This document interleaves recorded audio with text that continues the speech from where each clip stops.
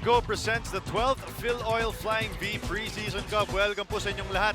We are at the Filoil Flying V Center kung saan makakaharap ng Gilas, Pilipinas ang debuting University Perpetual Help Altas. And alam po natin ang Gilas, Pilipinas, yan ang led by Kobe Paras, hindi pa rin nakatikim ng panalo at magiging mahirap din ang kanilang daan patungo sa panalo dahil makakatapat nila ang Prince Eze and of course the new look University Perpetual Help led by Coach Frank Kilim. Lahat po ito hatid sa inyo live on ESPN5 and we are happy to have you with us for this continuing coverage of the 12th Filoil Flying V Preseason Cup. You've got Chakaraneta, kasama si Juan Banao. Juan, good to work with you for the first time, my friend. Nice talking to you Definitely. today, Chuck. And, It's an exciting ball game today. Juan, madaling sabihin, hindi ito ang panimula na inasahan natin when it came to Gilas, Pilipinas. And now they are still winless. They have 0 wins and 3 losses. What are you looking for this team heading into this matchup against Perps? There are a lot of things. It's their fourth game playing in this conference, and basically they're still trying to feel what kind of system really will work with the kind of players that you have. And given that you have star players from different teams coming together, it's different if you have a system in place and you pick the players that will fit the system. But right now we're still getting the cream of the crop, and we're figuring out this season is a preseason. So preseason tournament. So it's still for Gilas trying to feel who's going to work with the system, who's going to work under Coach Josh Reyes, and hopefully in the course of this this tournament, they'll figure that out. Well, we'll take you back to the previous game of Gilas, Pilipinas. Nakakatapat nila ang naging champions ng NCAA. We're talking about the San Beda Red Lions, and once sa madaling salita, it wasn't pretty. A good moment, no? And the interesting thing also is that itong si JV Mocon and AZ Soberano actually played against Gilas, Pilipinas. Ngayon, they should be in the fold for the national team.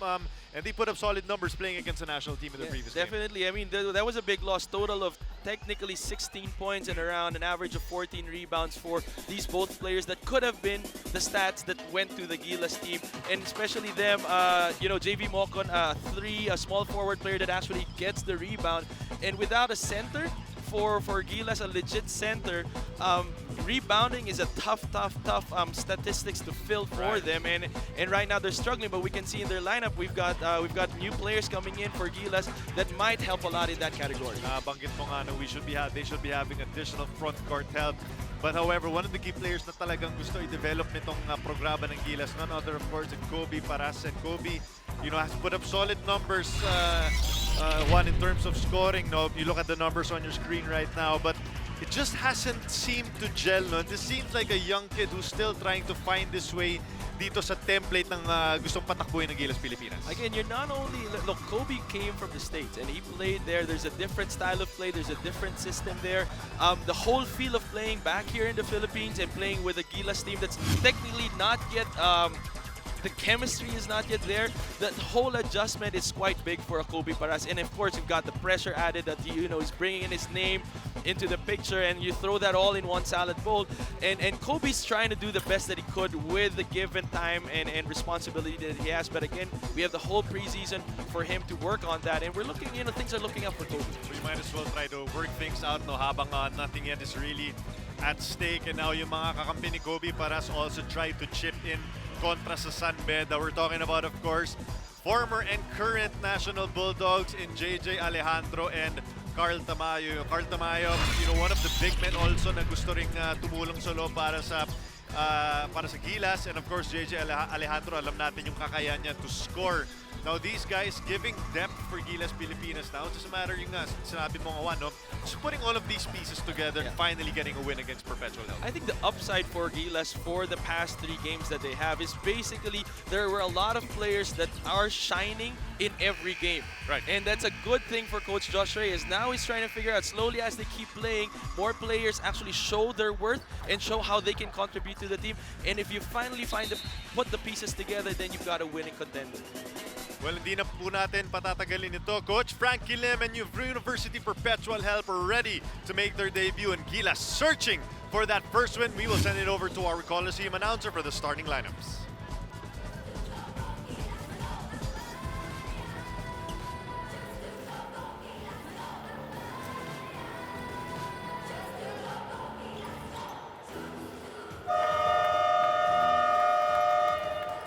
You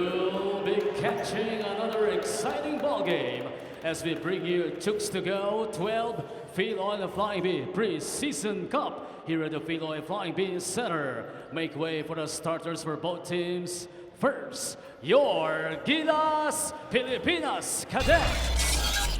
Starting at guard number 4, JJ Alejandro. At point guard number 6, Richie Rivero. Starting at forward number 9, JB Mocon. Power forward number 10, Carl Tamayo. And at center number 24, Isaac Go.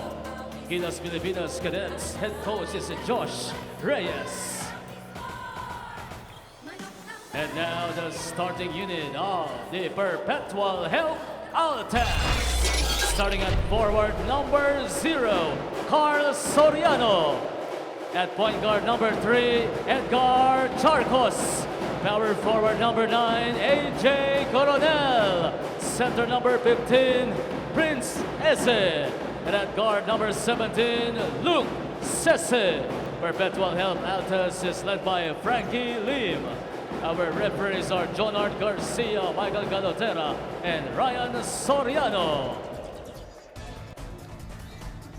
Gilas Pilipinas Cadets. Tahimik lang si Coach Frankie Lim, pero pag nagsimula na yung laro, sigurado po na maririnig natin si Coach Frankie. At ito na nga, Chooks to Go presenting the 12th Filoil Flying V Preseason Cup University Perpetual Health kontra sa Gilas. Silipin natin ang starting lineup para sa magkabilang koponan. For UPHSD, it's Ed Charcos, Luke Sese, Prince Eze, Carl Soriano, and AJ Coronel. Kabila naman para sa national team, JJ Alejandro, Richie Rivero, Carl Tamayo, JV Mocon, and the man in the middle, Isaac Go. I believe this is his first game, no, para sa Gilas Pilipinas. And good boost to get some height in the middle dahil Prince Eze ang makakatapat nila. Definitely. Itong Gilas lineup na nakikita natin for the starting five is a well-rounded lineup. You've got a legit point guard, you've got a legit center, and the other guys played well in their last meeting, Isambeda versus Gilas, and these players are now starting. Offensive rebound going the way of Gilas. Pull up jumper. That is going to fall. Good-looking jumper para kay JV Mocon. And first to score ang Gilas dito sa ating laro. You know, I got a chance to talk to Coach Frankie Limon, and it's all about starting fresh para sa kanyang koponan for the upcoming season. Trying to temper expectations. Alam natin, 4-14 ang naging record ng University Perpetual Health last season o sa NCAA.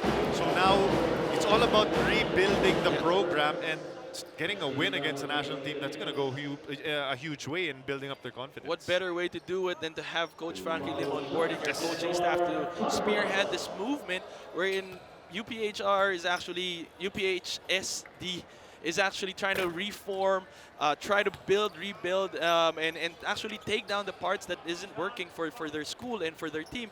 And right now, from what I heard, he actually had players try out again. Yes. And you know, not because you played last year, that secures you a spot for this year. So that kind of culture that Coach Frankie is bringing into the team is a positive for the school right now. Split from the charity stripe para sa Perps. Diubra yung fade away jumper ni Mocon. Nagmamadali naman sa kabilang panig. Si Edgar Charcos as he finds AJ Coronel for that layup. So 3-2 ang ating talaan early in the first period. 1 para dito sa Gilas Pilipinas. Now that they have some size inside with Isaac Go, does that change how they're gonna run their plays? Definitely. Or on the More of, I think, being able to stop and get those rebounds so that they can run. You've got open court players in the likes of JV Mocon and Richie Rivera right now, and if they run, you have to start first by getting that rebound, and Isaac Go brings that in. Of course, a floor spacing big man in Isaac Go. Hindi umubra yung 3-point shot. But offensive rebound, Carl Tamayo, long 2 won't fall. Rebounded by Purpose. You know, having that second chance rebound for Gilas is quite a rarity for them because nga ito yung category na nahihinaan tayo sa kanila sa statistical points, yung pagdating sa rebounding because they lack a legit center, but now you've got guards rebounding in the likes of Richie Rivera, which is a good sign. Yeah, I remember the first game of Gilas against against their opponent. They had exactly Ateneo. They had Abu Trator as the starting big man. It's a nice give and go play. Isaac Go scoring inside. And Abu Trator, kilala natin siya as a power forward or small forward. He really had to work hard in the middle para dito sa Gilas. And not only as an offensive player, but also defensively, he's going up against these imports of schools, and that has been a challenge for Abu Trator. But now with Isaac who's towering, that extra weight is giving pressure to the opponent. Three-pointer on the way, and that will fall. Para kay Carl Tamayo. Oh, and may nasilip ang ating referee. Mukhang mapipituhan ng deliberate foul itong si AJ Coronel. Good shot there by Tamayo. That three-point shot is brought to you by Jukes to Go, ang nag-iisang manok ng bayan. Pick the big passing here, one. Go for Coach Josh Reyes, Carl Tamayo, and JJ Alejandro starting now because they really played well against San Beda despite the 31-point disadvantage that they had at some point in the game. These guys scored 13 points and 11 points respectively, and they're again bringing that scoring power into the Gilas team at this point. Looks like a flagrant one? Yeah, flagrant foul. No, it should be a deliberate foul because on the floor pa si AJ, no? But yeah, Carl Tamayo, the free throw stripe. I think yung pagbalik niya, pag-backtrack niya from the three-pointer, baka may extra motion diniskarte yan na lang ni AJ Coronel. Yun na nga. So, University Perpetual Help will have to pay the price. And minsan lang natin ito sabihin, Juan, but this is a good start for Gilas. A very encouraging side. Nice go, top of the key against Prince Eze. Richie Rivero ngayon kontra kay Kim Aurin. Richie for three. And ball ang inabot with two defenders in his face. Yeah, despite that missed shot of Richie Rivero, I think things will look up for him in this game because you've got Alejandro who's now playing point guard. And Richie Rivero, when he played point guard, was like fish out of the water. He had a hard time creating, he had 7 turnovers in their first game. And because he's not a legit point guard, he's a converted point guard for the Gilas team. But now with Alejandro helping him out, he can now create more as a shooting guard that he actually is. Offensive foul ang pinito nating referee kontra dito kay AJ Coronel. Richie Rivero with a quick yank by our brain trust of Gilas. Pinasok muna si Juan Gomez de Leaño. Isaac Go! Can't get that shot to fall. Rebounded by Perms. Mamatiling ngayon si Cese. Pushing the ball around, taking it all the way and scoring the deuce. I think the Atlas is taking advantage of the miscommunication of the Gilas at this point. They've been attacking the basket, and if there's an open guy, they've been finding it. And that aggressiveness is creating problems now for Gilas. And in transition, Coronel finishing inside and 4-0 spurt. University Perpetual Help only down by 2. There you saw again that aggressiveness and running the floor. Once they get the rebound, they're not allowing Gilas to settle in terms of defense, and they've been walking and jogging down the floor, and they've been taking advantage in terms of the Atlas. Another turnover on Gilas. That is going to be a dribbling violation on Tamayo. Mukhang ready na pumasok itong si Kobe Paras, pero let's check out first this transition attack mula kay AJ Coronel. Bola babalik sa Perms. Kobe's playing, I think, from the last game. He sort of injured his. He sustained an injury, but again, it's good to see him playing at this juncture. Kobe Paras and Prince Eze getting tangled up, pero bola mananatili dito sa University Perpetual Help. So they will be inbounding with 11 seconds remaining on their shot clock. Loops Eze ngayon. Trying to trigger the inbound for his squad. Soriano over to Cese for three. Can't get it to drop. Gomez de Leaño with the rebound. One. So smooth, this kid. Everything he does. You know, he reminds me of Mike Cortez. You know, his handling is in and out, very suave in terms of his movements, and a legit scorer also for you. Absolutely. Saka parang always parang relax lang. Chill lang siya, chill na chill. Mahirap na tira ang ibinato ni Ed Charcos. JJ Alejandro, sabi mo nga, Juan, magtitipon para dito sa Gilas in this early part of this ball game. Isaac Go over to Mocon. Gomez de Leaño. Splitting the middle. Can't finish the deuce, pero bingwit ng foul. Gomez de Liano will head to the stripe. Right now, the Atlas haven't actually substituted any player, and it's already around 6 minutes of the ball game.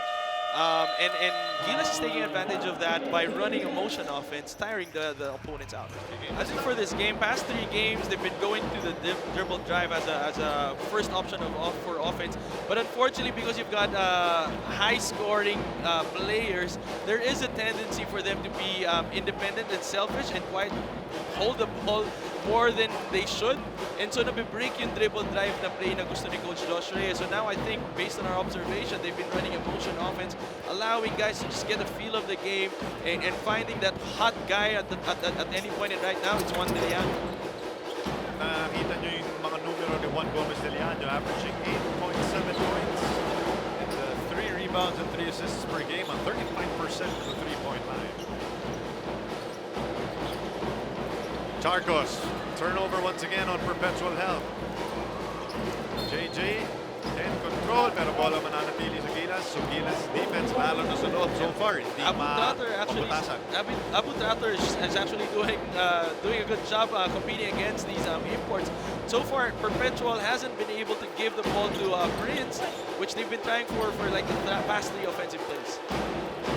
Hindi mo bra yung floater ni Abu Tratter. Marcos going behind the back, gets it over to AJ Coronel. 4 minutes remaining in this first period. Prince Eze over to Sese. No go pa rin para kay Sese. That was the second attempt of Sese of a double team of Gilas against Prince. Unfortunately, he hasn't been making those shots. Selfish pass mula kay Kobe Paras, getting it over to Mocon, who nails that long 2. That's his 4th point in the game, and that's his 2nd mid-range jumper for this ball game. And that has been consistent for JB Mocon, especially in their game last time when he still played for San Pedro. I like this matchup no, of Charcos and Gomez de Liano. Labanan ng mga afro. Yung mga adding 1 to 2 inches sa kanilang height dahil sa kanilang hairstyles. Yeah, but this Charcos boy is actually quite aggressive in terms of scoring as a point guard. Legit to na score na point guard for Perpetual. Now we have an opportunity to take a look at the debuting Perpetual Health roster, and a lot of these names baka hindi pa masyado kilala. But again, it's all about what Coach Frankie said. It's all about development. Nabanggit mo kanina, no, guys like Ed Charcos, Kim Aurin, and Prince Eze. These are the core na mga manlalaro ni Coach Frankie Lim, who is trying to work with. They had moments in the PBA D-League, although they failed to qualify to the playoffs one, where they showed aggressiveness, palaban sila, but as usual for a young team, pagdating sa dulo kinakapos. Definitely, but for Coach Frankie Lim right now, if he's rebuilding, it's very good. It's a good decision to actually keep exposing your team to a lot of tournaments, and that just gets the chemistry going for your team right now. And Perpetual showing good signs as they played against the D-League teams and now playing against this Filoil tournament. Beautiful ball movement once again as Gomez de Leano finding Abu Tratter for that free throw line jumper. Abu Tratter, that mid-range jumper has been something consistent for him. No? Maganda yan, and it's just a big reason why he's here in the Gilas team. Not only is he athletic, but that mid-range jumper is very dependable for him. Dahil nga sa threat ni Gomez de Leano, Tratter finding himself wide open for that nice-looking jumper. First 2 points ng laro para kay Abu Tratter. Prince Eze and his team, naghahanap pa rin ng opensa, still stuck on 7 points. Vince Tolentino's in the game as well para sa Gilas. Tratter, tough pass. Masyado sa game, pero bola mananatili dito sa Gilas. Reset po ng shot clock. They got 13 seconds. I think what's good now with Gilas is the fact that everyone's moving. Unlike the past 3 games, it stops with one player, and that one player tries to create on his own, which causes a lot of problems for them. Gomez de Leano can't get that shot to drop. Charcos nagmamadali, broken up, and turnovers have been piling up para dito sa Perpetual Health. Kobe getting in defense, pero stripped away. Perpetual Health on the run. And shot by Kim Aurin to finish in the paint. Perpetual Health doing a good job pushing the ball whenever they cause that turnover against Gilas. Shot mula kay Tratter. Rebounded by Prince Eze. Eze's got 7 rebounds now in the ball game. Well, he's going to get a lot of those when before this game is done. Nakatikim ng siko sa mukha si Abutrater, tapos siya pang napituan ng foul. That was a quick move for Prince. Pagkakuha niya ng bola sa loob, alam niya kagad kung anong gagawin niya. Isang move, wala pang ang dribble yun. Naka-turn around, half hook, semi-hook na kagad siya. Fortunately, hindi siya tinawagan ng shooting foul. Abutrater and Eze starting to get into it. Nagkakainitan itong dalawang manlalaro. Parang nag-reunion yung Perpetual Help tsaka yung Marinero Pilipino at mukhang offensive foul. Pipituan si Prince Eze. That was a frustration of Coach Frankie. That was a veteran move for Kobe Paras. Alam niya na medyo mainit to si Prince tsaka si Abu at nung dumaan siya sa screen ni Prince, dinagdagan niya ng konting arte at lumipad talaga si Kobe dun para sa foul and he was able to get that offensive foul. So that's a second foul already of Prince Eze. The big man Perpetual is in foul trouble. Tolentino, Abutrater, long two, hindi umubra, rebounded by Aurin. Charcos na naman. Tough angle para kay Peralta, rebounded by Gilas. Paras, full head of steam. Barging into the paint, a lot of contact, pero walang pito, pero bola mananatili si Gilas. And ipapahinga muna ni Coach Frankie si Prince Eze, pasok muna sa loob. Itong si Ton Peralta. Kobe has been struggling so far ngayon. He's been trying to find those shots, trying to get his momentum through that open court attack. Pero nasa stop siya kahit pa paano malilikot yung kamay ng Perpetual at lagi siya natatapikan. Richie Rivero tried to find his brother, pero hindi umubra. Two Riveros on the floor right now. Peralta, nice looking move against Vince Tolentino for the deuce. And unfortunately, hindi nila na-stop yung transition na yun ng Perpetual. Pero kahit pa paano, 2-on-2 naman yung fast break na yun, which is an upside for Gilas compared to the last runs na ginawa na naging disadvantage sila. Perpetual, tumatakbo na naman. And that is back-to-back transition basket. Which is again the case. Tatlo na naman, 3 against 1 na naging nangyari doon. Kanina si Vince Tolentino tumatakbo, bumababa to help. Pero ngayon, mag-isa na naman si Richie Rivero to stop that transition offense of Perpetual. Is that an effort thing, Juan, yung, when you get back in transition, or minsan nasa sistema rin where too many guys are already in the... No, it's a conscious effort for your team. You know that your opponent is running the floor no matter what happens. They don't actually care. Perpetual doesn't care. If they miss or make their basket, they're gonna run. And so if you're Gilas, you have to be highly aware of that and you have to get down on defense. If you miss that shot, get down on defense. You don't care. Baba ka agad kasi alam mong tatakbo yung kalaban. Right. So it's basically a mentality. You have to make that stand that you're gonna run down your defense. Richie Rivero with 2 quick stints in first quarter, pero tinanggal ka agad. Perpetual Help in the midst of a 6-0 run. Baba na lang sa tatlong kalamangan ng Gilas. Nice dive inside by Peralta, but sent back by Vince Tolentino. Munti ka na sila nun. Buti na naka-recover si Vince Tolentino. But that was a miscommunication. Somebody cutting down the basket. Libreng-libre. Buti na nakahabol to si Vince Tolentino for Gilas. Tolentino showing the hops. Nakakataon na yan. Pido with a nice step back jumper. 8-0 run for Perpetual. That was a sweet step back. Kita niya na mabagal yung pumapantay sa kanya. Kinamahitan niya ng bilis. That step back and was able to get that too. Less than 3 seconds between shot clock and game clock. Pero walang pa kasi Kobe. Tinirahan ng 3.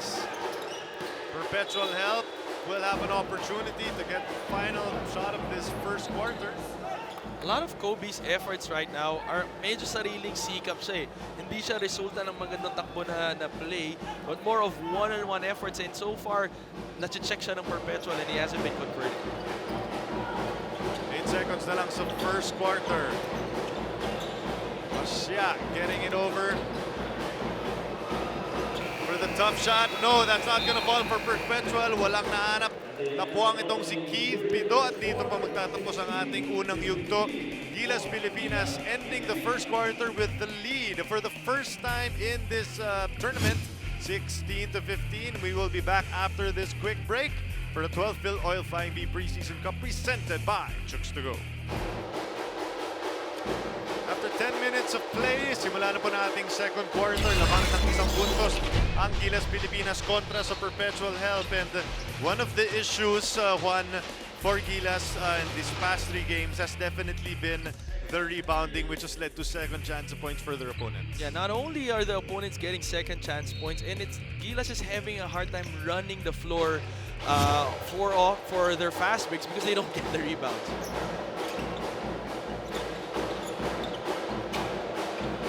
We begin the second quarter with a three-pointer from Aurin, pero it's short. Alejandro over to Paras. Kobe trying to get it over to Prince Rivero, pero magre-reset muna ng opensa ang Gilas. Right now, Gilas doesn't have a legit center again on the floor. But that seems to be working because they're running motion, so mabilis yung takbo, mabilis yung pasa ng bola. And right now, if they have a legit center on the floor, wala naman si Prince Eze, so there's no need for that. Now they're outrunning and outworking their opponents here this Perpetual. Tough shot here by JJ Alejandro. The bank shot kiss off the glass. Take a look right now at JJ Alejandro, National University Bulldog. Laro din yan sa CSB Go for Gold ng PBA D-League.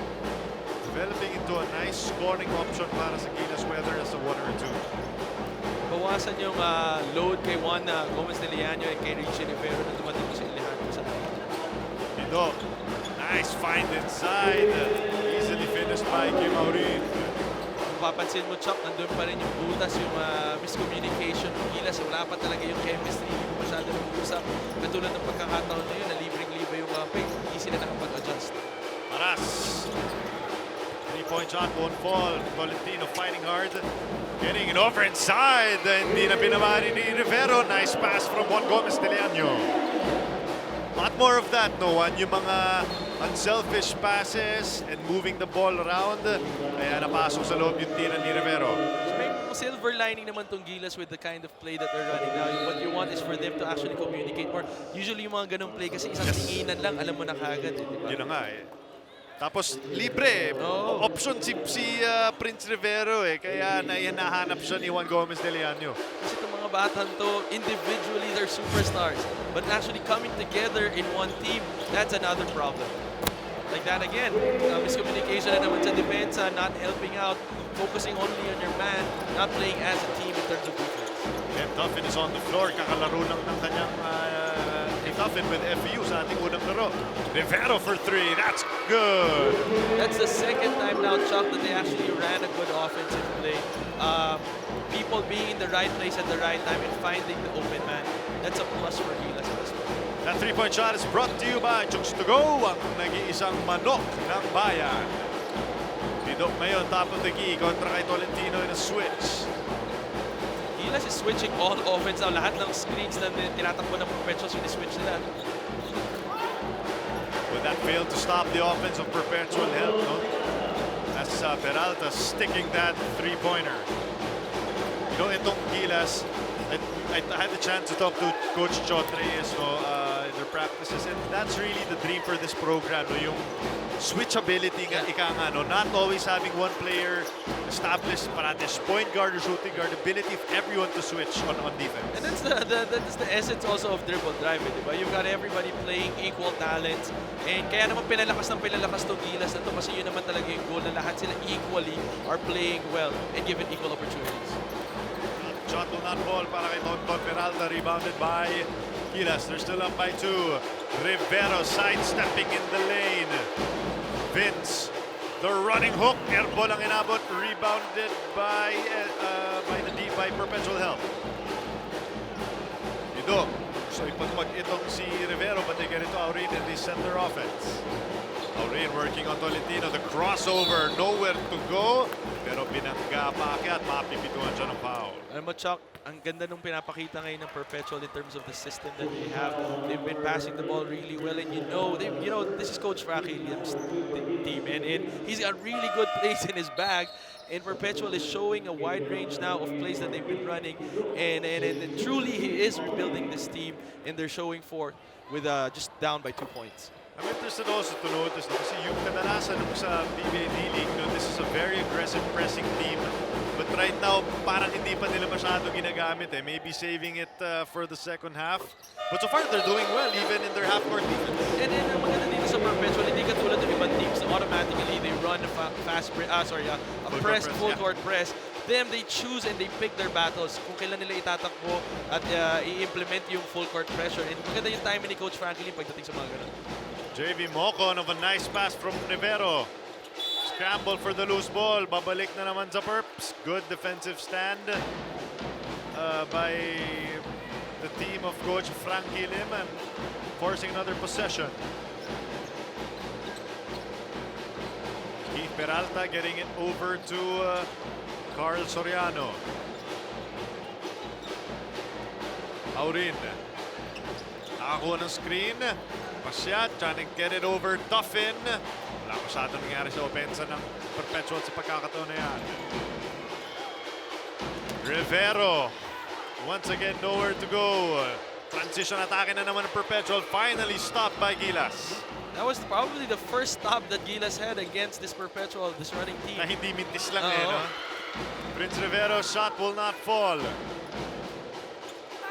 Oh, aggressive drive. You know, that's the beauty of having a Prince Rivero in your team. This guy is a smart player, probably because he's been playing as an undersized big all his life, and he's gotten smarter because you have to cope with the kind of defense that's given to you and also offense. So ngayon si Prince, even undersized siya, he plays really well. He knows how to use his weight and he passes real quick. So ang ganda ng mata niya, nakita niya yung libreng Mocon doon. Kailangan mong diskarte kasi hindi mo madadaan sa laki. Pagka-undersized big man ka. Mintis yung unang free throw ni JV Mocon mula sa programa ng San Beda. One of the key players kung kaya't nakapag-champion ang San Beda sa huling komperensya ng NCAA.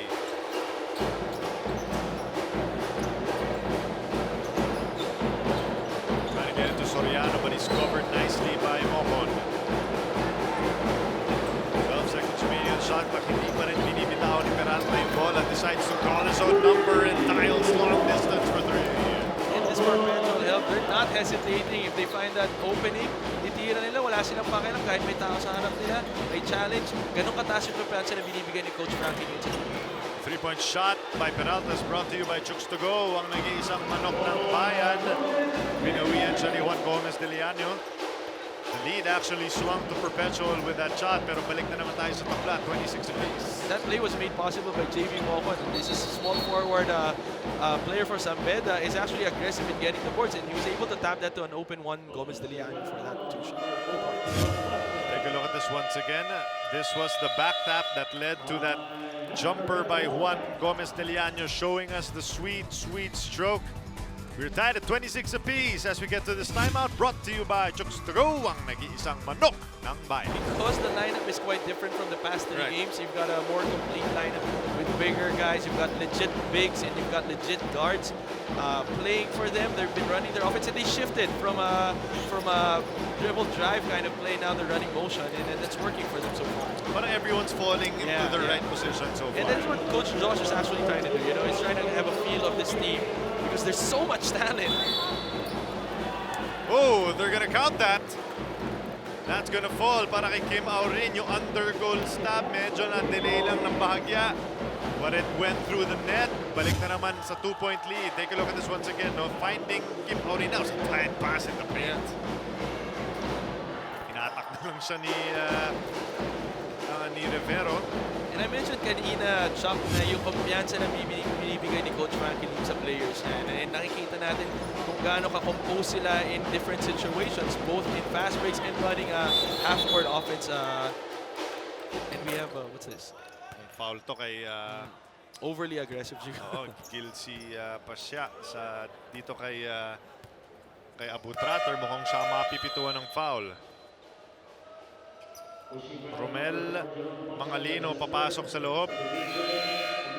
And you know what you mentioned about the trust and confidence, and University Perpetual Health, they went 3-8 nung PBA D-League, no? And I remember one game won against the Zarks Jawbreakers of LPU.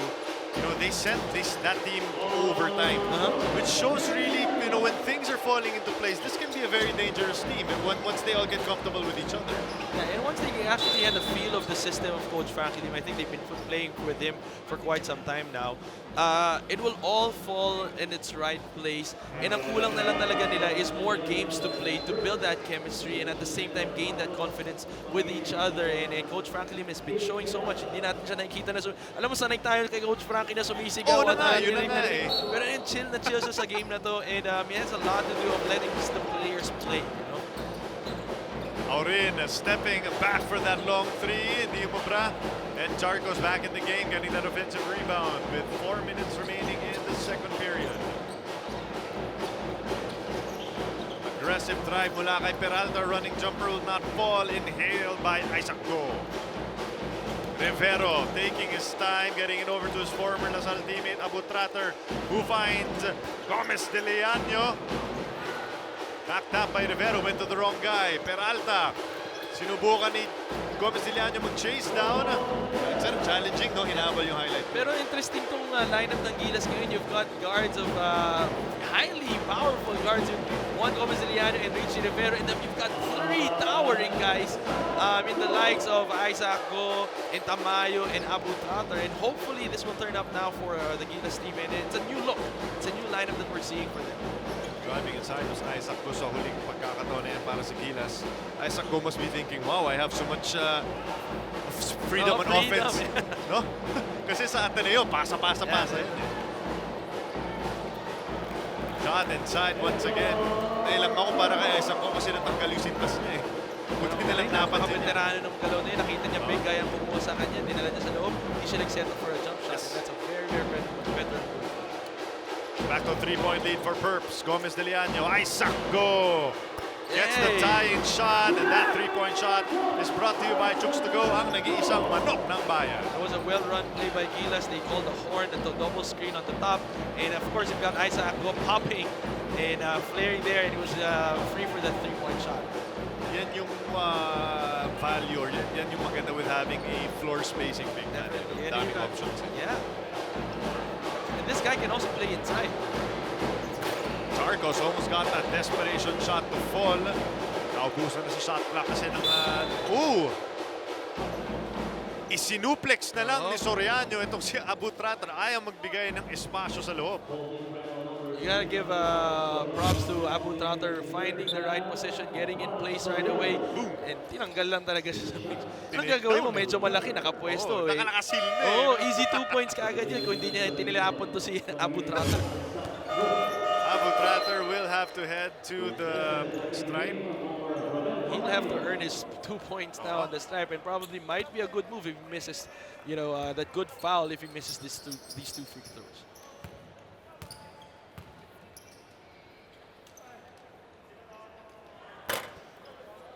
Abutrater taking care of that first free throw.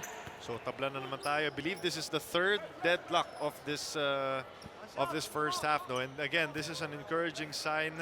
If you take a look at what happened also in the previous game of Gilas 1, they lost to San Beda 91-70, and they were down by as many as 31 points, my friend. And for them, obviously yung caliber ng Perpetual Help wala pa dun sa antas ng San Beda, but it's all about taking baby steps in this point. Definitely. And I mean, you played against the top 3 teams of the NCAA and UAP. You've got Ateneo, Lasal, and San Beda. Their first 3 games, talagang na baptism of fire tong Gilas kaagad. And now against Perpetual, so far they're showing good signs. And this is the same also for Perpetual, actually running good offense. We're tied at 35 apiece, and this timeout is brought to you by Chooks to Go, ang nag-iisang manok ng bayan. This is the cream of the crop of the teams of both UAP and NCAA, and these guys can play. And madami pang out there na talents, and then sinabi nga natin dito na itong tournament na to is also serves as a tryout for all the other players in the other teams, because the team that we have for Gilas is non-final. And hopefully we can see more faces that actually can represent our country in the club tournaments. Less than 2 minutes na lang dito sa ating first half, and that shot fell for Ken Tuffin. That 3-point shot is brought to you by Chooks to Go, ang nag-iisang manok ng bayan. This guy picking up from where he left off the first game when he played for FAU, mainit pa rin Wala siya. nang warm-up eh. Rivero ngayon on the run. Richie Rivero, the sidestep. Nakakatawa, no? Ito si Richie, yung favorite niya na sidestep, gumagana yan sa UAP. Ngayon po ang mga NCAA na kalaban niya, medyo parang basang-basa siya pagdating sa sidestep niya. Parang nagsuslow-mo ng bahagya kasi si Rivero, no? Pero parang nakaka-recover yung kalaban dun sa mga drive na yan. Bola mananatili dito sa Gilas. The leading scorer right now is Isaac Go and Juan Gomez Deliano. They each have 7 points para sa national team. Ken Tuffin. Three-pointer on the way. Hindi yan ubra. Rebounded by Perpetua. Nagmamadali na naman sila. Gilas did a good job there getting back on defense right away, stopping the ball. And Coach John Chico, I can see him signaling na yun unang-unang gawin. Stop the ball first from attacking. Marcos can't get the floater to fall. Getting the offensive rebound though. Nilisan muna ng opensa. Ito po na ni Coach Frankie Lim. Coronel. Aurin, wow, just got through the defense. Parang namasyal na lang siya dito sa San Juan. That was lack of communication. Sino mag-help, sino magpapakita, sino mag-show. A lot of things that Gilas will still have to iron out and polish out because, which takes time. You know, you need to practice more together, have those bonding moments. Para isang tingin na lang, alam mo na kung anong gagawin. Right. Another turnover forced by Perpetual Help. See on your screen, Coach Jong Uychico, one of the assistant coaches ni Chotre sa national team. I think siya yung nagtitipon dito para sa Flying V tournament ng Gilas Pilipinas. He's trying to bring in a lot of people now, trying to get a feel of sino ba ang mag-work together with the rest of the team. So he's been shuffling his players well. Unfortunately, hindi pa rin nagpo-produce ng good points for Gilas. That was a stop though by Gilas Pilipinas. Di umubra yung layup ni M. Charcos. 22 seconds remaining. Gilas can hold for the final shot of this first half. Gomez Deliano has 14 seconds to work with. Nakazona ngayon Perpetual to finish this possession. Lob pass over to Rivero. Alanganin lang. Prater, the up and under fake. Inside shot will not fall. 1 second na rin. Oh, and we've got a foul. Tsaka na sa penalty situation na rin ang Gilas. No, this is going to be out of bounds. Yeah, it's going to be out of bounds. Di na rin titirin Perpetual. They will hold. Dito na rin po magtatapos ang ating first half. Gilas, Pilipinas.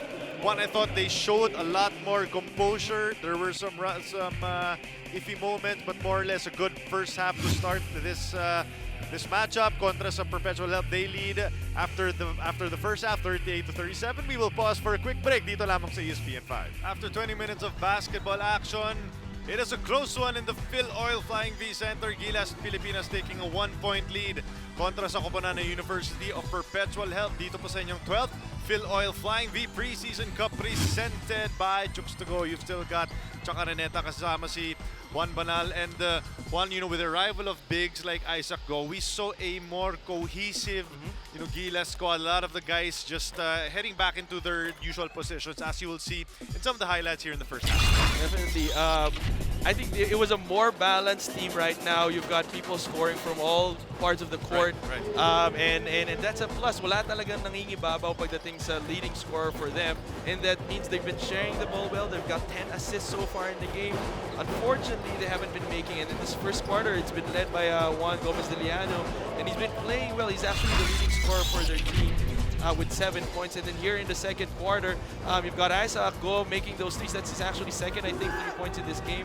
And he's got 7 points now in the ball game. But again, Perpetual has been doing such a good job running the floor, finding that open guy. And they've got now they're actually 48% in terms of field goals shooting. That's high for halftime statistics of 16 out of 33 when it comes to the field goal. Nabanggit mo nga, Juan, it hasn't been a good shooting afternoon para sa Gilas doon. Runo's shooting 4 of 17 from the 3-point line.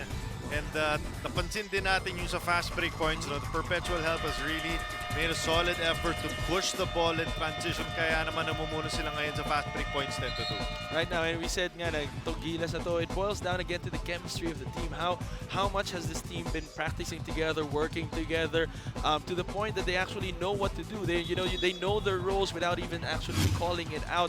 And Gilas, yung fast breaks ng ng Perpetual, it's coming a lot from first they're not able to get the rebounds. Perpetual has been getting that rebound. Eze has around 7 rebounds already, and as soon as he gets that rebound, Perpetual runs the floor with complete disregard of whoever is there from Gilas, and Gilas usually ends up with a 4-1 disadvantage in terms of fast break attacks by the Perpetual. Nabanggit nga natin, Kim Aurin and Peralta have been leading the way with 13 and 11 apiece, and majority of that actually coming via transition attacks. Kabila naman, kalat na kalat nga ang scoring nitong koponan ng Gilas Pilipinas, 7 apiece for Isaac Go and Juan Gomez de Liano. As we begin this third quarter, Gilas going with JV Mocon and JJ Alejandro in the backcourt. Carl Tamayo, Richie Rivero, and Isaac Go completing the 5 for the national team.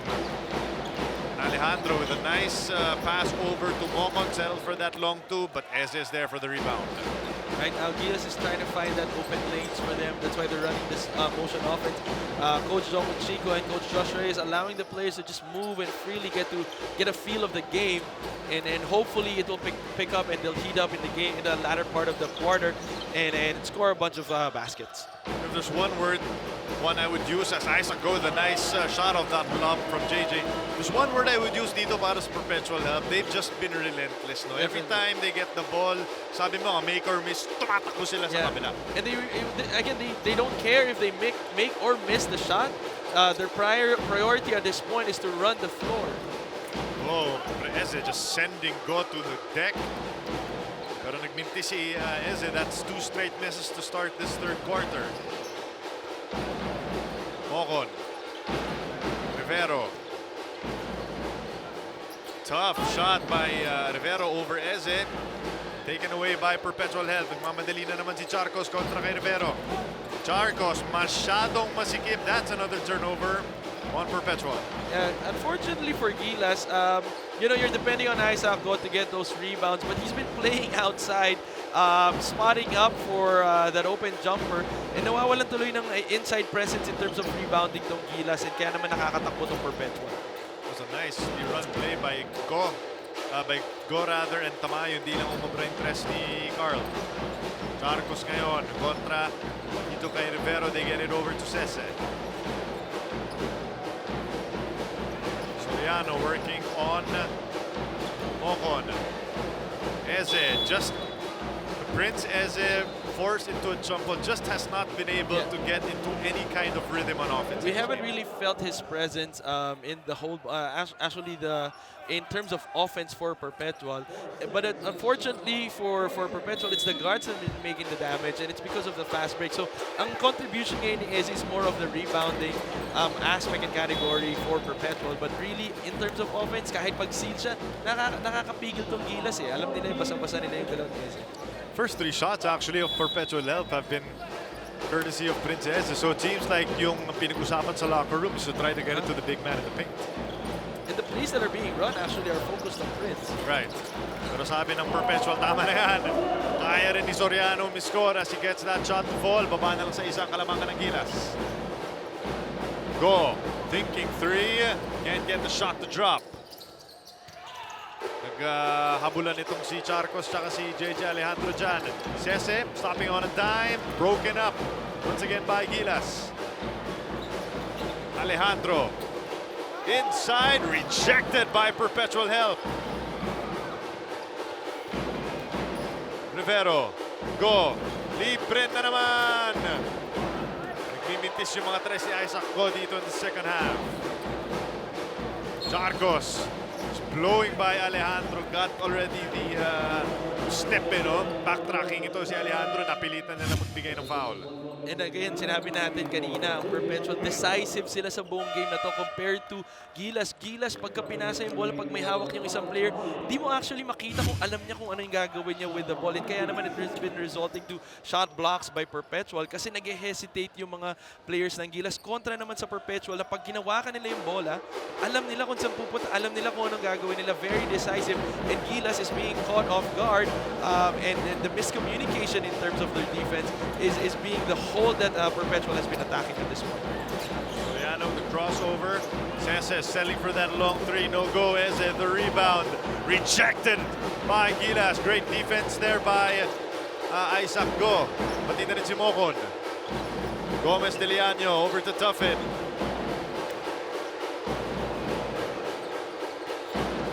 Gomez Deliano for three. Eze grabbing that rebound. That's the 12th rebound now of Eze. We may have not felt his presence inside in terms of scoring, but the rebound is there. May butikin sa Tres Chacos. 0 out of 5 na yata itong Perpetual help to start the third quarter. I've got a question for you, Wano. With this team with Kobe, Richie Rivero, we were expecting a little bit more transition and actually a lot of running up and down. Why haven't we seen that from Gilas in these first few games? Again, it goes back to the fact that they don't have a legit big that actually gets rebounds for them. You've got a big guy that's grabbing rebounds, and that's probably just his role. Then you'll be able to run the floor. Richie Rivero and actually Kobe Paras probably giving us a ton of highlights if only they're able to get first the rebound. Ooh, looks like it's going to be a deliberate foul. I mean, you've got JV Mocon pa and you've got Juan Exactly. Gomez Deliano who runs the floor really well. And again, it boils down to if you don't get the rebound, you can't run. If you're only depending on missed baskets and hopefully, because lahat tumutulong sa rebound in terms of Gilas eh. Hindi kaya kakayanin ng big guys nila. So everybody now gangs rebounding. And because of that, they're not able to leak out and hopefully run that fast break. Right. Mocon was given free throws off of that, I believe it was a deliberate foul. Pero nagmintis siya sa kanyang unang pagkakataon. 1 for 2 for JV Mocon. Mocon finished actually with 5 points in the first half. BC Arvin Tolentino. Again, kasama rin niyo si Ken Tuffin na naglaro sa unang nating laro, no? Saan nagwagi din yung FEU kontra sa Letran Knights. Pero almost getting a turnover. Richie Rivero working on it. Charcos. Look at the turnover story right now. 113 for Perpetual. Ito lamang para sa Gilas. And even though Perpetual has been committing a lot of turnovers, they've been doing well in terms of shooting the ball. But unfortunately, the start of the third quarter, sa mga field goal nila, sayang yung 48% nila ng first half. Rivero going behind the block. Oh! May nakaramdam si Rivero. Pero nandyan si Tolentino to send that baby home and knock down the three. Three-point shot is brought to you by Chooks to Go, ang nag-iisang manok ng bayan. Kita-kita mo, Chuck, na hirap nung Gilas sa pagkapasa isa't isa eh, di ba? Oo, eh. Like si Richie Rivero, alam niya na yun yung move niya, but the rest of the guys don't. So they Ran don't into give a him that teammate space. actually. Yeah. He ran into a teammate dun sa sidestep. And again, that's what the preseason is all about. That shot is sent home by Sese. That three-point shot is brought to you by Chooks to Go, ang nag-iisang manok ng bayan. 44-42 ang ating talaan dito sa third quarter. 4 and 37 seconds remaining. You are watching Gilas Pilipinas. Arvin Tolentino. 3 games, one has had solid numbers, 8 points and 3 rebounds on 53% from the field. Yan yung versatility na nadadala ng isang Arvin Tolentino sa Gilas. Si Arvin Tolentino very consistent. I think out of all the players of Gilas right now, he's been the consistent one, a good source of offense for them. Especially pag nag-break down yung plays, he finds himself open and makes that creates a basket opportunity. Speaking of baskets, hindi yung cobra yung tres ni Gomez Deliano, setting for that three-point shot. The frustration of Coach Joe and Chico that's coming off a timeout, and that was a poor execution from the part of Gilas. In your experience, when you're creating new teams, and you've got obviously a lot of talent on the floor, how long does it take for all of these guys to gel and really look like a cohesive team? Yeah, because it not only comes from playing together, but also it's what's happening outside the court. Diba yung bonding moments nyo on the road and all these things, you know, the tendencies of the players, personalities, that all comes into play when you're playing on the court. And in Gilas so far right now, I think spending lesser time with this team and more in their home teams is creating problems for them to find that chemistry. No, like what you said, no, kaya naman hindi kagulat-gulat when Gilas goes on like this, yung mga team building nila to different countries or sa Tagaytay for an entire week. No, it's all about building their camaraderie even off the court. Yeah. And yung former Gilas teams natin, makikita mo sina Mark Pingree, sina Jason Kapatid Castro. yung mga yan, eh. Lahat to, makikita mo dumaan sa hirap at sa ginhawa together. And it shows, it pours out sa floor. Even if they're not playing, the kind of effort that they're putting just to bring their teammates up in that level is tremendously admirable. And right now, this Gilas team will have to do that as well. What a shot from Ken Tuffin. Three-point shot para kay Tuffin would fall. Balik na naman sa 5. And 6 of 25 for Gilas from the three-point line. I think it's the only good thing that's happening for Gilas at this point. It's their three-point shots. They're making it when they actually need it. Kim Aurin just blowing by Ken, the taller Ken Tuffin. Napilitan magbigay ng foul ang Gilas Pilipinas. That's gonna send Aurin to the free throw line. See, even right now, the tendencies of Gilas in terms of positioning of footing, saan ba natin papapuntahin yung kalaban, saan manggagaling yung help, these things you practice and it's actually developed as chemistry is formed with the team. You know immediately saan mo papapuntahin yung mga kalaban para kasi may help defense ka na. And right now, that hasn't been happening for Gilas. Pinapapunta nila, pinapalisot nila yung kalaban nila only to find out na wala palang help na nakaabang doon. Aurin taking care of both free throws. 16 points already for Kim Aurin in this ball game. Solid debut dito sa ating preseason tournament. And Aurin is actually a big name coming from the D-League tournament ng Perpetual. Yes. Though he's been there. The name has been floating around.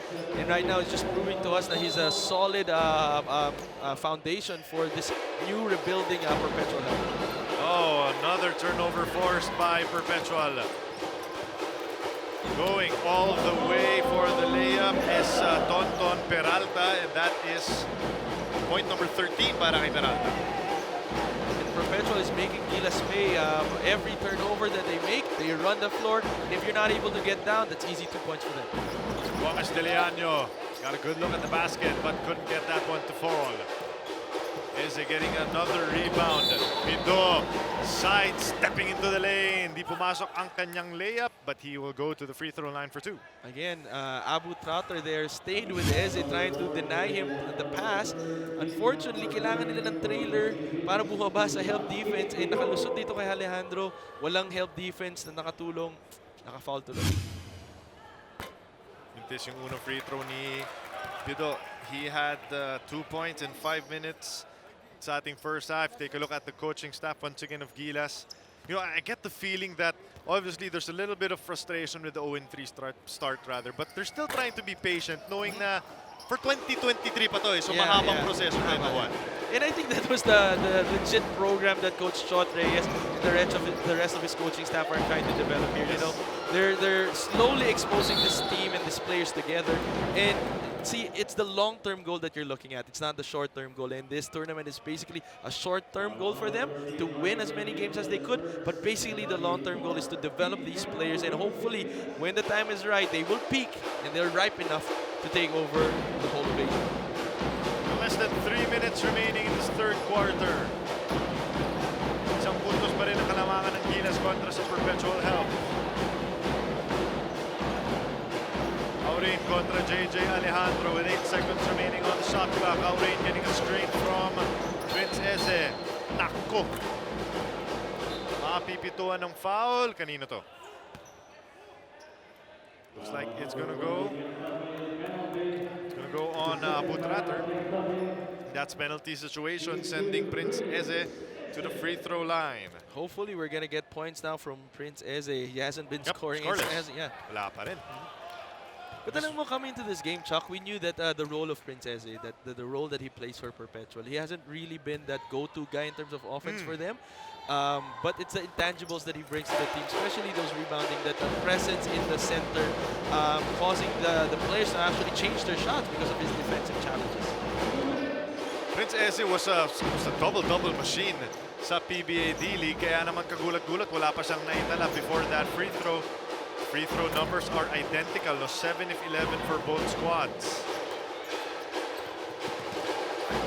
Floater in the paint, no go. Tolentino grabbing the rebound.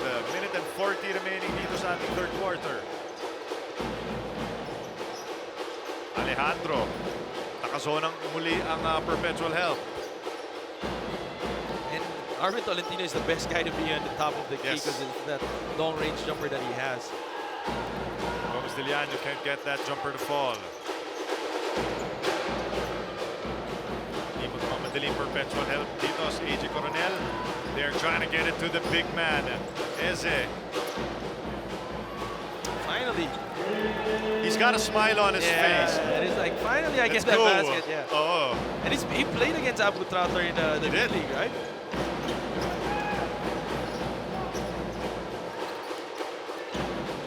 JJ trying to get to the slot position. Pero nandiyan na si Eze sa loob kontra kay Tratter. 7 seconds remaining. Alejandro with Eze all over him. Poor shot, couldn't get it to fall, pero offensive rebound ng Gilas. Perpetual has taken the lead in this third period. Gomez Diliano with the separation. What a Hey, smooth that's looking shot. This boy can move. Like he knows, that was a James Harden step back Sir. off a drive. And he's got that soft touch. And like we said, kanina pa lang, na ang lambot, ang suwabe ng galaw nito ni Juan Gomez Dilian. Separation. Wala na nagawa doon si Sobrang Pido. squared siya. Ang ganda ng form niya. Yun yung malalapad dyan. Mukhang may foul pa off the ball on Perpetual Health. An unsportsmanlike foul was whistled on AJ Coronel.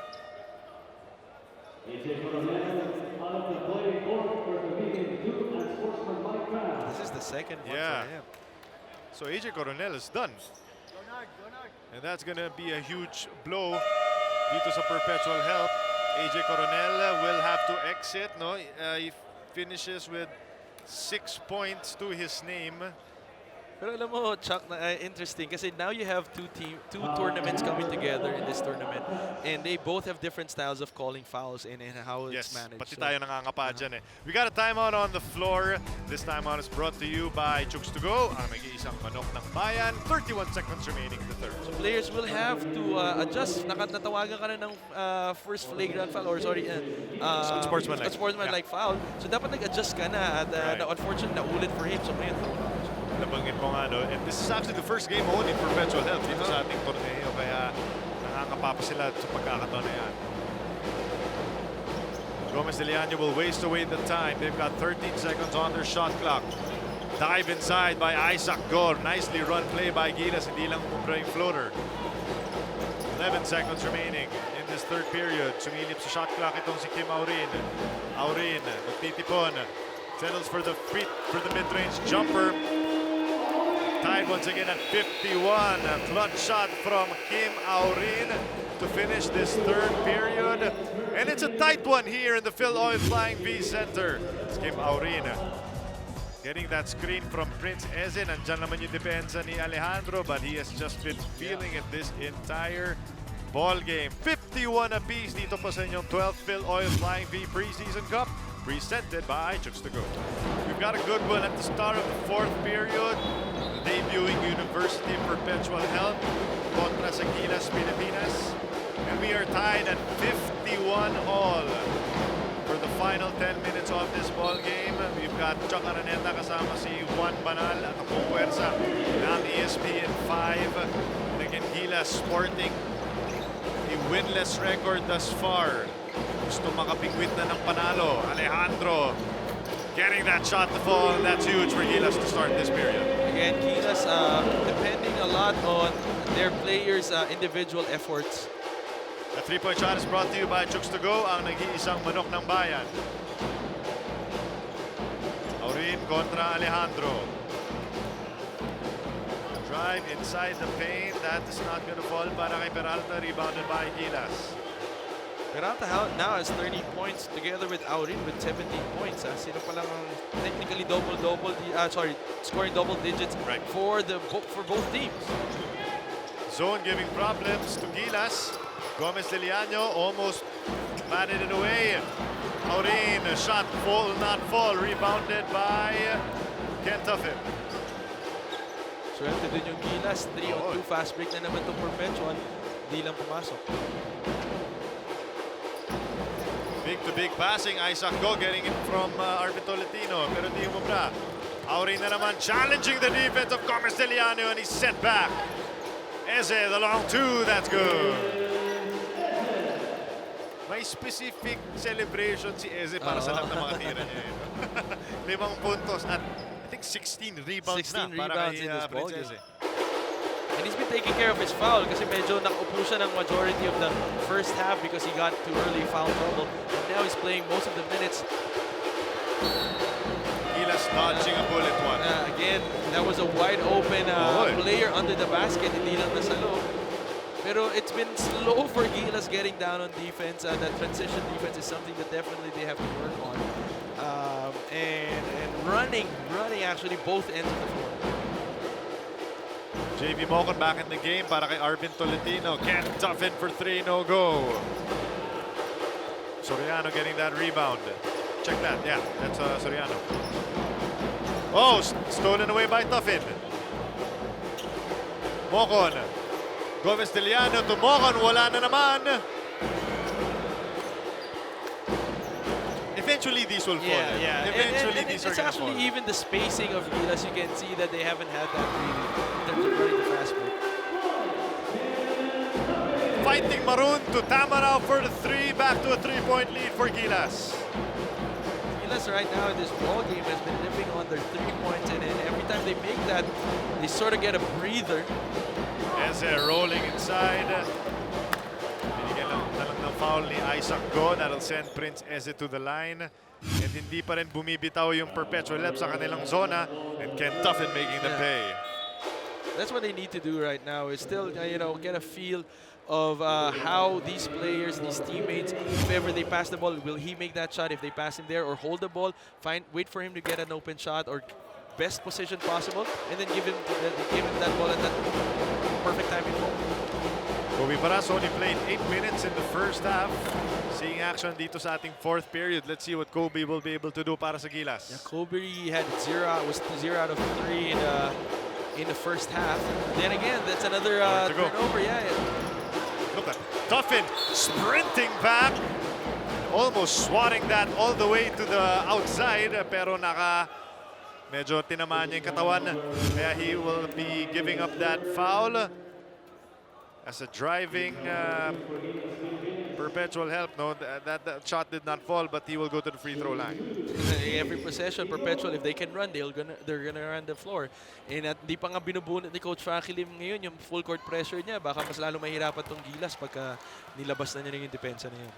Keith Pidot can't get that shot to fall. Keith Pidot had 2 points in the first half. No limited minutes. Coach Frankie Lim trusting him here in the 4th period. Right now, if you're Gilas, they've been running a motion offense. And the secret of motion offense is actually spreading the floor. Enough spacing to have that movement for each player. And every time it's tight, you've got turnovers that just, one Gomez Deliano committed in the previous session. Paras thinking 3. Paras can't get the shot to fall. Mocon, wala na naman. Dinamaan sa mukha. Hindi nag-reset yung shot clock natin, so may 9 seconds pa rin. Paras inside. They can't get it off the lob from Gomez Deliano. Kobe, I think it's adding to his frustration. He's missing those shots that he usually takes, and it actually goes in. And right now, because sariling sikap yung mga offense ni Kobe, and he hasn't been really in the right position to be in to make those perfect shots. Di natin alam kung maininda si Paras, no? Yung nabanggit nga natin from previous injury.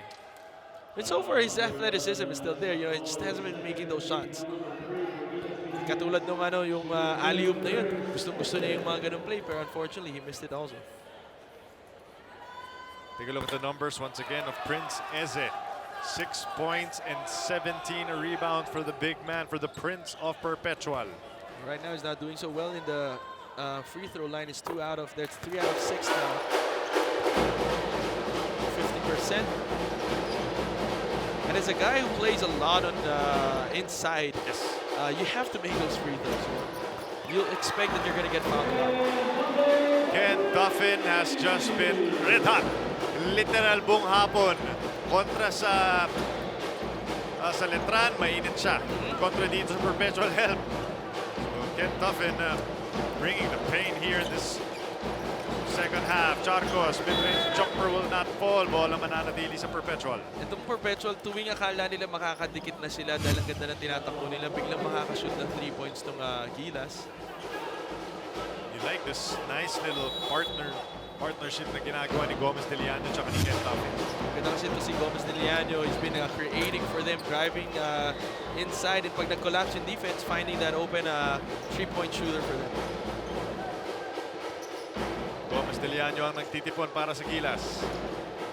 Oh, what a find inside. Isaac Go can't get it to go. Nailang ata sa depensa ni Eze. Charcos. Bigay na lang ng foul si Ken Duffin. That was a beautiful setup job, no? Take a look at the 3-point shooting. Hindi masyado hinahanap ng Perpetual. 2 out of 11 lamang. Pero ang Gilas, 9 3-point makes already.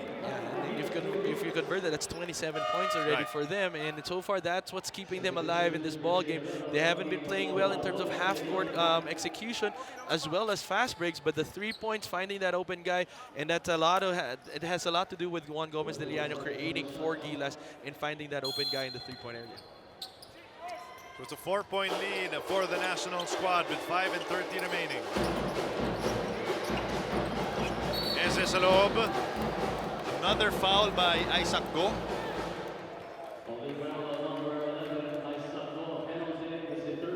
It's a third foul of Isaac Go and one So far, problem for Gilas. Penalty situation na sila. And Perpetual hasn't committed any fouls. It's 0 fouls for Perpetual, and yet Gilas on the other side now, they're on penalty.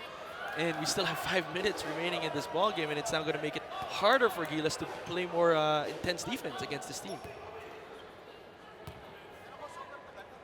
Coach Jong Uichico actually coached Kobe Paras 2 games last year in August, so he has an idea of the potential of Kobe Paras. Paras for 3, left at the right corner. Still scoreless. Rivero getting that offensive rebound. The good thing about Kobe Paras, the confidence that he has, he's going to keep shooting the ball even if it's missing. Speaking about confidence. On the other hand, this guy hasn't actually missed, I think. 3-point shot is brought to you by Jumps to Go. Nag-iisang manok ng bayan. Ken Duffin sinking a lot of 3-pointers already for his team. Ilan na ba yan para kay Duffin? Naka-4 na ata siya o 5 no? 12 points now in the ball game. It's fourth triples. Yeah, that's right. JV Mocon again. This guy has been showing a lot of good defense, half-court defense for both ends of the floor. He's been running on fast breaks, getting down to defense, and at the same time, yung half-court defense, nandun siya lagi. Defense by Duffin is there, pero walang binigay na offensive foul dito kay Eze rather. 4:35 remaining, 6-point lead pa rin para sa Gilas. They can open up this game with another shot. Duffin penetrating inside. Pero bola will stay with Gilas with 5 seconds remaining on the shot clock. Rivero triggering the inbound. Duffin for 3. And that was they had little seconds left in the shot clock. Kaya naman medyo forced to shot there, but so far he's been taking good shots. Peralta can't get the shot to fall. Rivero. Nagmamadali. Rivero all the way gliding in the paint. Finally, Richie Rivero finding that open court. But ang maganda for Gilas doon, bukas na bukas yung lane for Richie Rivero, and they really allowed him. Sa'yo na yung bola, dalhin mo sa loob, tiwala kami sa'yo. All lineups of Gilas in the past have had shooters like a Matthew Raya, Jeff Chan, Alari Fonacher. This guy actually reminds me a lot of Troy Rosario. His build, his athleticism, and then plus that 3-point shooting. Good threat for this guy. Biggest lead of the game for Gilas Pilipinas. Naghahanap ng opensa ngayon. Ang University of Perpetual Health, they've been keeping in step all game long with Gilas Pilipinas. And Kobe Paras is whistled for the foul. That'll send Kim out into the free throw line. Kim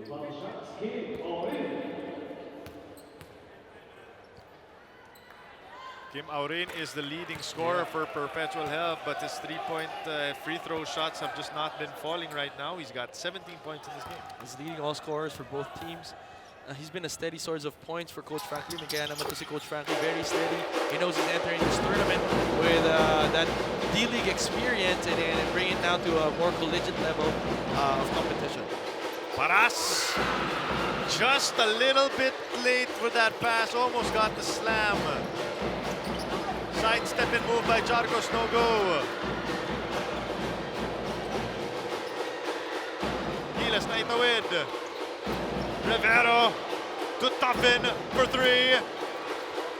Almost a game-breaking shot, pero Eze may rebound. Right now, Gilas is doing a good job getting down on defense despite their misses. No. Eze with a long two. That's something that Prince Eze has been working on. That's going to make him such a dangerous threat on offense. Di ba lang tuwa na mahaba pa to, 3 minutes pa. Penalty pa ang Gilas. Yes. Rivero, Tuffin na naman. That's 3 straight misses for Ken Tuffin, with Rivero getting the rebound. Sidestep once again by Richie, will not fall. You can see now the frustration and the faces of Gilas players. I mean, they've been making good shots, it just hasn't been going in. Isaac Gob playing heavy defense on Prince Ezes, getting the stop. Imagine the team without Isaac Cook. Oh, yes. Nila dito si Isaac Cook, or else Prince Eze would have been mopping this whole Gilas team on the floor. Rivero can't get the 3-point shot to fall. Coach Jong Uichico signaling for timeouts on next possession of Gilas as we head into the payoff time here in this fourth period with 2 and 5 remaining. Last 4 out of 6 possessions and attempts of Gilas has been from the 3-point shot, and they've missed all those. Out in for 3! On the other hand, this guy just burning Gilas with those wide open jump shots. The lead is down to 2 for Gilas Pilipinas. May buhay pa sa loob ng Perpetual Help as Kim Aurin nailing that 3-pointer. Baba na lang sa dalawang kalamangan, 65-63. His first game with Gilas Pilipinas helping his squad stay ahead, pero yung University Perpetual Health hindi pa rin kumakalas. As Kim Aurin with a 3-point shot, and it's a big game for this Perpetual Help Altas Juan. And it's their first game coming into this tournament, and they're just bringing that experience from D-League. Kontra naman dito sa Gilas. For those fans of Gilas, you have to understand this team is just coming together in this tournament. Compared to this, Perpetual Help has actually been playing together since the D-League tournament, even if they just have their new coach. Paras for 3. Still cannot get it to fall. Arvin the offensive rebound. Tapping it away. Keeping possession is Gilas. Kobe Paras is 0 out of 6. I think he can field goal right now. Tuffin's got 5. Gomez Deliano. Paras Oh, getting it over Eze. Oh, I thought he was going to dunk that. What a time to get your first field goal of the game. Back to a 4-point lead. Takbo. Namasyal sa Green Hills. Mapipituan ang turnover. Rosie Romel Mangalino. Let's take a look at this first field goal made. What a find by Gomez Deliano. And he's been doing that all throughout the game. He's been creating for them, getting those second chance opportunities, and then finding that open guy after the defense collapses on him as he attacks. Balik muna si JJ Alejandro sa loob para sa Gilas. Gomez Deliano getting it over to Alejandro. 13 seconds on the shot clock. Oh, what a find once again! Wizardry of Juan Gomez Deliano on full display as he gets it to Ken Tuffin for that huge shot in the paint. The find, the undergoal stab, no Altas within sight of Ken Tuffin. A huge shot to give them once again a 6-point lead. Now this time out is brought to you by Chooks to Go, ang nag-iisang manok ng bayan. This has been a different test for Gilas Pilipinas. Now they're being tested under pressure. And they can thank their lucky stars. Meron silang Juan Gomez de Leaño who has been brilliant all game long. Definitely, this guy has been creating for them. He's a threat outside. He's got the suave dribbling moves. He's got good handles, and at the same time, very decisive in terms of where he's gonna get the ball, where he's gonna take it, and who's gonna pass it to. Alam niya kung ano yung gusto niya gawin eh. Right now, he's got almost 9 points, 6 rebounds, and 8 assists. This guy's doing everything for Gilas. Aurin, top of the key, kontra kay Tuffin. Jarcos, lot of defense. Oh, wanted to get it over to Eze, pero Perpetual Health keeping possession. Jarcos for 3, can't get it to go. May bumagsak na taga-Gilas, pero Tolentino nakabigwit ng rebound.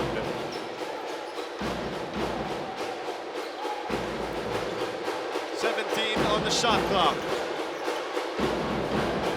Go over to Gomez de Leaño. Tolentino for 3. Bang, bang! A huge shot from Arvin Tolentino, and Gilas looking good here against Perpetual Hell. Aurin gustong bumawi. Tolentino getting that defensive rebound. And one, that's gonna do it. This is gonna be the first win of Gilas. Congratulations to this team.